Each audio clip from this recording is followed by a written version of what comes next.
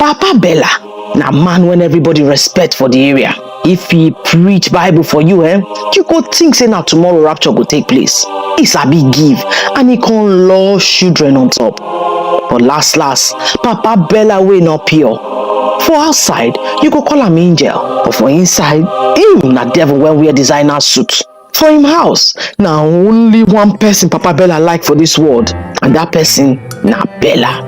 When them born Bella, he say she look like him mama wey don die. He can't begin to do everything for this newborn pikin. He go cook for am, he go bath am, he even carry am till she sleep for night. So he almost leave him work to come dey care for small Bella. He no gree anybody touch the pikin. He no dey ever wan see any boy near Bella. And when Bella mama go complain say this over closeness too much, Papa Bella go say make she go sit down. Say she just dey jealous her pikin. He no tell. Na him mama Bella catch Bella where she dey hide the vomit in a way wey no please God. Her mama shout, Bella, wetin make you come hide for here? So you know well and you no tell anybody, even your papa, make we carry you go hospital. Oh, you go arrange yourself fast, make we reach hospital now. As they reach the hospital, do test, they find out say Bella don't get belle. Yeah. Now who give you belle? This speaking. Your papa go kill you today. So you don't dey follow man for 13 years. Bella just dey look as her mama dey rake, dey shout, dey cry. She no answer her. When they reach house, now her mama table the matter with fear for her voice for the papa. Because she know say her papa go kill the boy when spoil Bella future. And Papa Bella, you get something when I want tell you.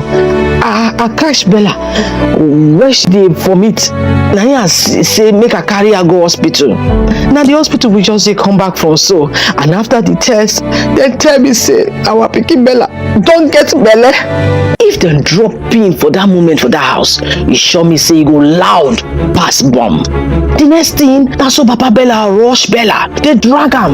You must show me that boy today when spoil all the plan when I get for you for your future. Tell me, I must kill person pikin today. Everybody begin hold am, begin beg am make e no wound the small pikin. As Bella manage run come off her papa hand, na so she holla, I beg, no beat me again, no be you. You go tell me say ma sit down for your lap every time mama no dey house. You go come dey torchlight me for free. Say ma no worry, say you love me too much, say you go marry me. No beat me again, no. Oturubege. The matter, he don't tie wrapper, put pancake for face. If now you be Mama Bella, waiting you go do if your small pikin waka come meet you say person dey torchlight in website anytime you know day, and when you check am, the person na your husband and the pikin papa. True. This life na pot of beans.